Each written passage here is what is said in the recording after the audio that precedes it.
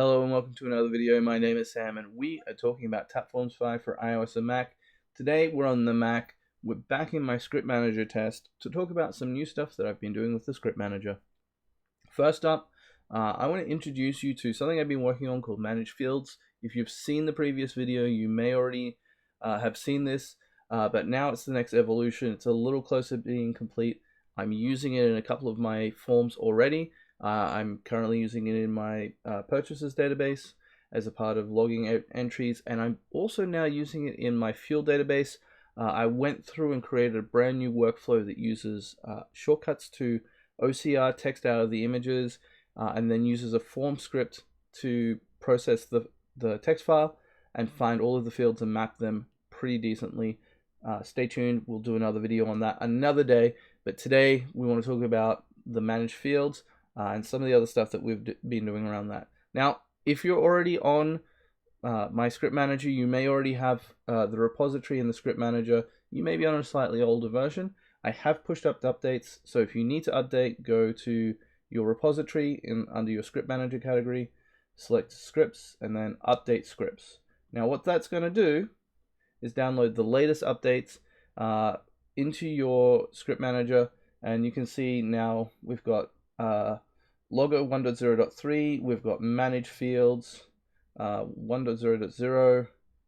Apparently I didn't push up the other update for manage fields, but that's okay. We'll get started with this. And there should be a get records from form. That doesn't expand. Okay. Get records from form matching search, which is also brand new to the scripts. You can see before we had 22, now we've got 24, accounting for those new scripts that we've added. Now, let's get started first with the changes to logger. So logger here is now at 1.0.3, and 1.0.3 adds log level support with per module controls.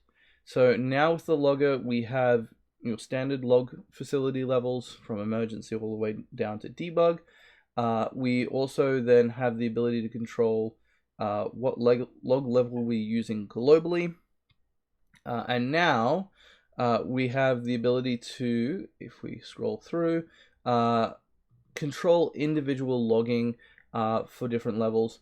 I'm going to start weaving this into my code so that you can enable and disable logging for different modules if you need it. Set debug on if you're trying to figure something out, turn it down, and this is a really cool thing, I think, for being able to create scripts with logs and debug output, but then to be able to turn it all off when you're done.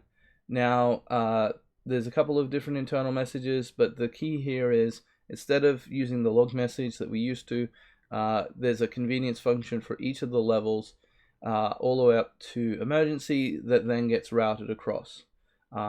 The old interface with the log message is still there, and the other thing the new interface adds is the ability to control the format of the date. There we go. By overriding the locale setting and the locale country.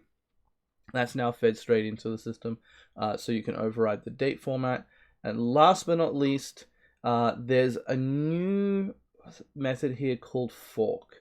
And the idea here is the way that the modules are supported are by taking the logger object and forking it, and then using the reference to that logger inside your script with the given module name, and then you can disable or enable it. We'll see how this works with the managed fields shortly, but for now, that's the key difference. We've got levels and then the ability to fork. If you scroll all the way down to the bottom of 1.0.3, you can see our logger script here that basically runs through the test of each of the different levels, and I can hit run on that right now, and we'll see what that looks like. We can see that we've got our console header, we've got the legacy logger interface with that big long date format. We have some debug messages here that log level 7 is higher than log level 4. We have an override for tester, so you can see that we have a local here and then debug for fork test. You'll notice that these two don't come out because they're at the debug level, but then we change the log level for tested to be the alert level. And then when we try it again, we can see that the log level has changed.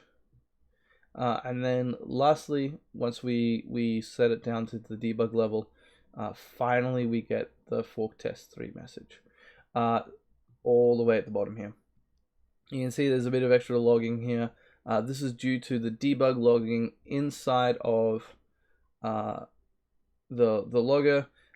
We've got that set to false. You can also enable that to do a whole lot more. So that's the changes to the logger. Now, where that manifests is in Manage Fields. So in Manage Fields, we use both the logger and getRecordsFromFormMatchingSearch.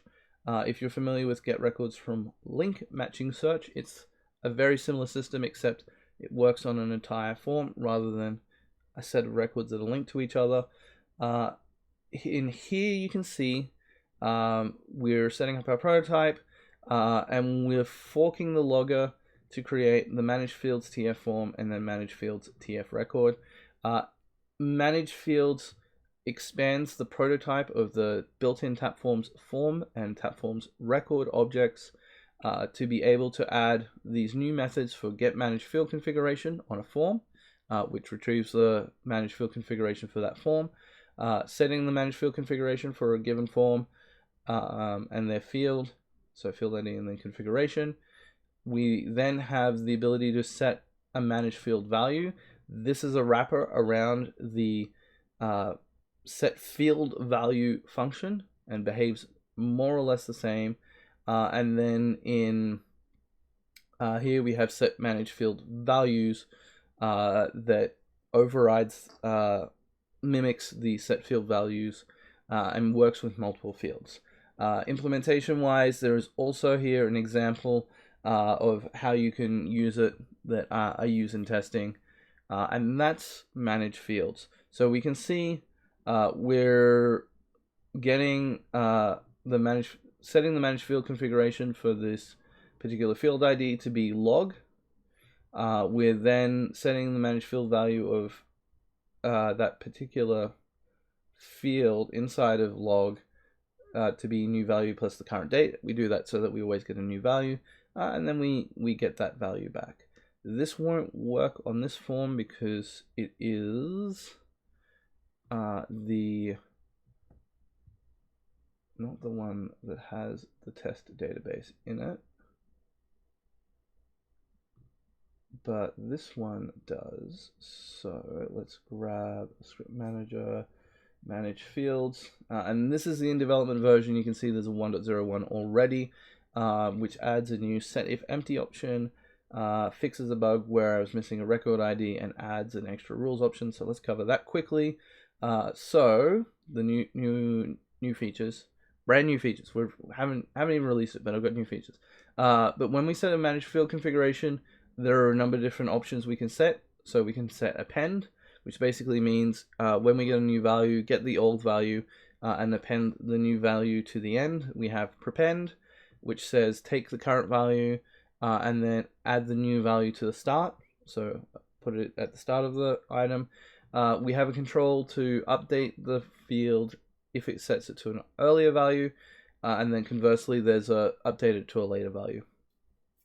There is a log option that enables the ability to log this item, and then finally, so basically, if it changes the value, we log that to a location, and then finally, new in 1.0.1. Again, I haven't really released 1.0 yet, but new in 1.0.1 is set if empty, which is similar to a script that I've released previously, which allows you to only update a value if if the previous value or the current value of the field is empty. And these options basically allow you to easily control things. I personally use the set if empty in the field database. It was really easy to bring this in and quickly add that, so that I only updated the fields that didn't already have a value, which is great when you're building these incremental sort of scripts. And we can see at the bottom here, let's just hit run, slightly expanded test. So you can see we've got a lot of log output here. let's just change this. So one of the things that we look for specifically in these scripts is the existence of a thing called parent script. And if parent script doesn't exist, we generally run debug modes or various things. So what we're going to do, actually, I should put this in here.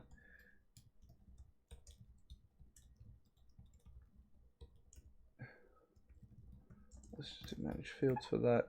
Let's hit run for a second. And that should cut down on our log spam. Better. We can see that we've got log level set to debug, so there is still a lot of debug logging that's coming out here, but we can basically get rid of that as well. Whoop. Much better. So we can see that we're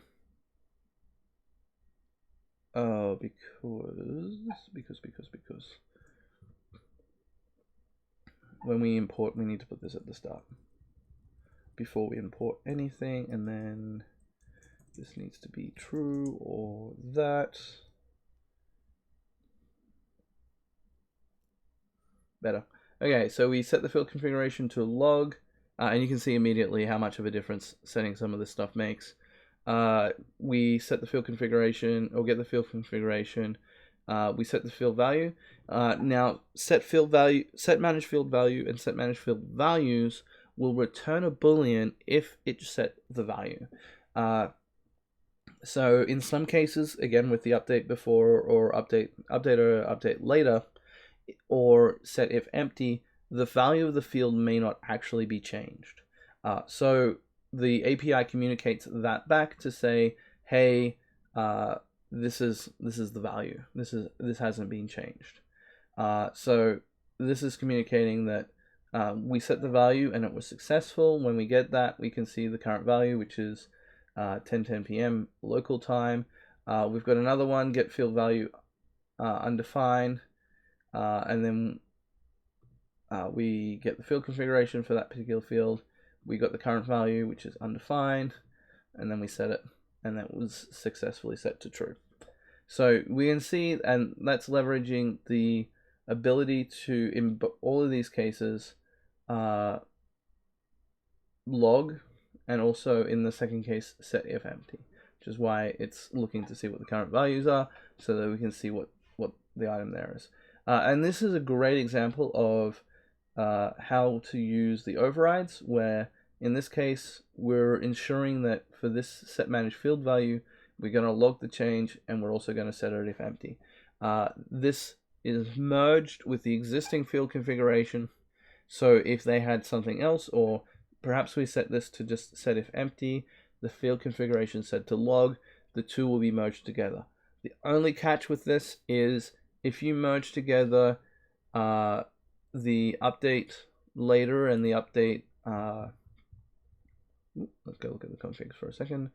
If you merge together the update earlier, update later values, it is possible that you will deadlock because one will fail because your data is earlier than the current value, the other one will fail potentially because your data is later, and that will result in the value not being updated because either one of them will fail. So keep in mind, maybe we should detect that, but that's currently managed field configurations.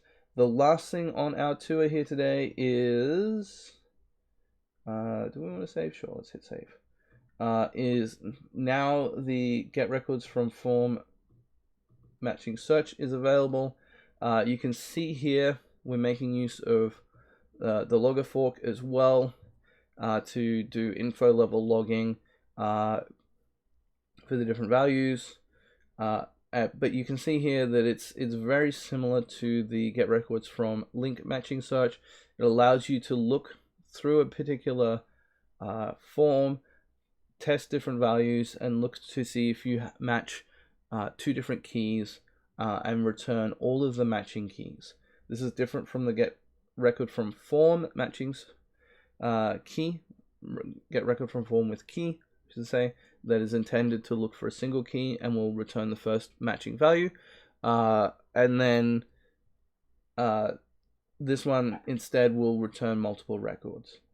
So that is some of the new stuff that I have released lately into the script manager. Manage field configuration is going to be in the Tapforms forum. We're going to do a post there. I'm going to attach the manage field configuration. Oh, and the last thing, actually, I can't believe I almost forgot this. As some syntactic sugar, the manage field configuration is just another form within Tapforms. The field log, just another form within Tapforms. And in fact, let's go have a look at that for a second. So we can see here that we changed something from an empty value to some value, which was the value we wanted. We can see that for this record, we changed the previous value was 2209, and then we did 2210 because we must have run it just before then. Yeah, 2209, 2209. So we can see that it's logging those changes as we go, as we make them into the system. And then to alter the configuration, we can see here we've got the configuration. There's a script field called set field configuration. Very simple. Basically, it's a number of prompters. So if we run this, we'll see that it gives us a form to pick. So we've got to pick one of our forms. Let's just pick shipments. It's ordered by alphabetically. This should be ordered by the field listing order, and we want to do, let's say, dispatch date, and then we have the different options. So the current field configuration is set to log, so we do need to re-enable because Tapforms 5 doesn't have a default option, but we could put in pen and prepend doesn't make sense, but maybe update earlier and hit enable for that. If we go over to the configuration, we should be able to see that we've updated that value to be log and update earlier. So that's pretty cool. That's a bit of a UI. I just realized I need to go in and change this to add in an option for the set if empty. But I'm going to get on that. You can get on subscribing to the channel if these videos were interesting for you. If it was cool, hit like. If there was questions you've got, leave a comment. And I will see you on the next one. Happy Tapformsing.